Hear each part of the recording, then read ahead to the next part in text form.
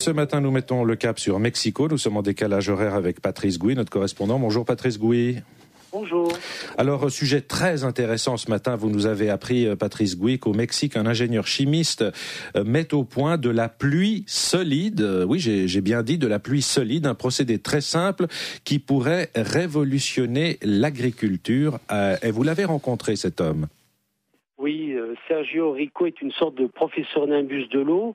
C'est un homme très soucieux des problèmes de pauvreté, de famine, de migration, qui a cherché comment mieux utiliser les faibles pluies qui tombent sur les zones arides du Mexique. Et il a trouvé un embryon de réponse parce qu'il a trouvé une formule secrète de polymère qu'il a mis au point et qui permet de solidifier l'eau de pluie. Pour y parvenir, il m'a fait la démonstration, il verse du polyacrylate de potassium dans de l'eau. En 15 minutes, on assiste au processus de solidification et on voit l'eau qui se transforme en grains transparents à l'état solide. C'est simplement hallucinant. Alors dites-moi, on imagine bien, mais j'aimerais bien vous entendre sur ce point. Quel est l'avantage d'avoir de l'eau solide ? Eh bien, avec la formule de Sergio Rico, on peut conserver en sac l'eau solide au lieu de la garder dans des récipients sous forme liquide. On peut de ce fait plus facilement la transporter. Ça évite les problèmes de tuyaux, de pompes, d'énergie électrique, de camions-citernes. En mettant cette eau liquide à la racine des plantes, le cultivateur économise jusqu'à 90% des coûts d'irrigation. Et pour démontrer la fiabilité de son invention, parce qu'il y avait beaucoup de gens qui étaient sceptiques, eh bien Sergio Rico s'est rendu dans l'état du Sonora où le thermomètre monte facilement au-dessus de 45 degrés pour comparer les deux systèmes d'irrigation. Alors avec le système traditionnel où le paysan attend la saison des pluies pour arroser son champ, eh bien le rendement est de 600 kg de maïs à l'hectare.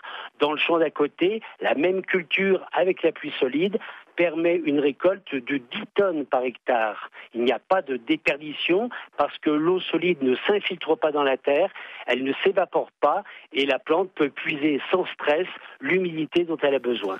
Est-ce que ce n'est pas une solution, peut-être, Patrice Gouy, qui permettrait de faire face aussi au changement climatique dont souffre, on le sait, cruellement le Mexique ? Bien, on ne sait jamais quand les pluies vont commencer et quand elles vont s'arrêter. Alors avec cette technologie, le jour où il pleut, le paysan peut récupérer l'eau qui tombe, la solidifier, la mettre en sac pour la conserver. Cela permet d'avoir de l'eau à disposition pour mieux décider quel est le moment propice pour semer. Cela est très important, car cette technologie permet de ne jamais perdre une récolte à cause d'une mauvaise saison des pluies.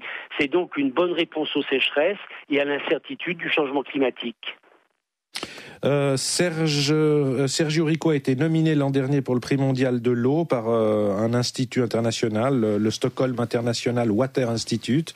Il espère bien remporter la palme en 2012 pour sa solution pleine d'avenir, m'avez-vous dit.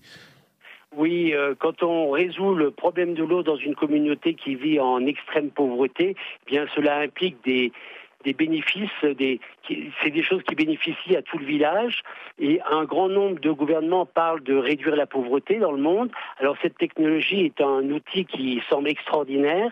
Cette technique est du reste déjà employée avec succès en Inde pour les cultures de fruits, de cacahuètes, de cacao, de blé, de palme. Avec un système traditionnel, ces cultures requièrent une irrigation de 80 litres d'eau par semaine. Avec l'utilisation de l'eau solide, eh bien, il ne faut que 50 litres tous les 3 mois. Et puis, il y a d'autres pays comme la Colombie, l'Équateur, qui l'utilisent aussi dans des programmes de reforestation. Et puis, c'est aussi un formidable moyen de lutter contre les incendies parce qu'il suffit de déverser autour du feu de l'eau solide qui, par son humidité, empêche la propagation des flammes. C'est génial, je dois bien l'avouer. Patrice Gouy, juste une dernière question à brûle-pourpoint. Je ne sais pas si vous pouvez me répondre. On comprend bien comment on solidifie l'eau par un procédé chimique. Comment est-ce qu'on fait pour la désolidifier, pour la liquéfier ? C'est pas de la glace, donc c'est un autre procédé chimique ? Non, on ne peut pas la désolidifier. Une fois qu'elle est solide, on ne peut que l'utiliser, la mettre au pied des racines. Et puis, chaque fois qu'il pleut dessus, eh bien, c'est comme, on pourrait dire comme une éponge. Elle se remplit et puis ça peut durer comme ça pendant 10 ans. Ah ben parfait. Voilà, on a encore mieux compris. Merci infiniment Patrice Gouy. On vous souhaite une excellente nuit du côté de Mexico. Et puis n'oubliez pas votre verre d'eau avant d'aller au lit. Il paraît que c'est excellent pour le sommeil. Merci beaucoup et à bientôt Patrice Gouy.